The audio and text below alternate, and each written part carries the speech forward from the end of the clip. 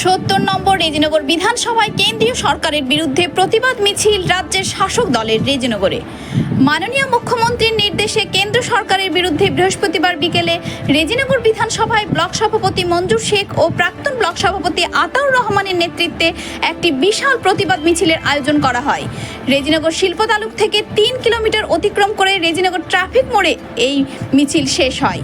প্রায় 10,000 তৃণমূল কর্মী এই মহা মিছিলে সামিল হয়।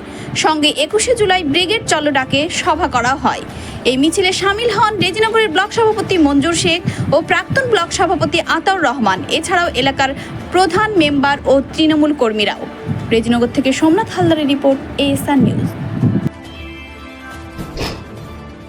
সকলে অবগত আছেন যে আমাদের পশ্চিমবঙ্গের মাননীয় মুখ্যমন্ত্রী মমতা ব্যানার্জি, আমরা গোটা বাংলার মানুষ বাংলা ভাষায় কথা বলি, কিন্তু আজকে কেন্দ্রীয় সরকার বিজেপি তিনি যেভাবে উড়িষ্যা আসাম থেকে শুরু করে পাশের যে সমস্ত বিহার ঝাড়খণ্ড রয়েছে সেই সমস্ত এলাকায় আমাদের ঘরের যে যুব ভাইরা কর্মের সূত্রে গিয়েছে, তিনাদেরকে শুধুমাত্র বাংলা ভাষায় কথা বলার জন্য তিনাদেরকে ধরে ডিটেনশন ক্যাম্পে গিয়ে রাখা হয়েছে।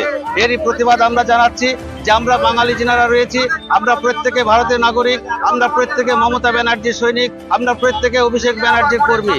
সেই সুবাদে আমরা এই বাংলার বুক থেকে আজকে গোটা ভারতবর্ষের মানুষকে জানাতে চাই যে আমরা সমগ্র বাঙালি মানুষ 10 কোটি মানুষ আজ মমতা ব্যানার্জির মধ্য দিয়ে গোটা বাংলাতে প্রতিবাদ করে জানিয়ে দিতে চাই যে আমরা বাঙালি হিসাবে অবাধভাবে গোটা বাংলায় চলাফেরা করবি, যেমন ঠিক অনুরূপভাবে গোটা ভারতবর্ষের প্রতিটা রাজ্যে আমরা বাঙালি হিসাবে গর্বের সাথে আমরা যাতে অবাধভাবে চলাফেরাটা করতে পারি, তারই আমরা বার্তা কেন্দ্রীয় সরকার বিজেপি সরকারের কাছে সেটাই আমরা দিতে চাইছি। এবং সেই সঙ্গে সঙ্গে আপনারা জানেন যে আগামী 21শে জুলাই আমাদের কলকাতা রাজপথে বাংলার নেত্রী, বাংলার জননেত্রী মমতা ব্যানার্জি ডাক দিয়েছেন, আমরা অভিষেক ব্যানার্জির সেনাপতি। সেই সুবাদে আগামী 21শে জুলাই গোটা কলকাতা রাজপথ আমরা কাঁপিয়ে তুলবো। আজকে যেভাবে দেখছেন ASR নিউজ।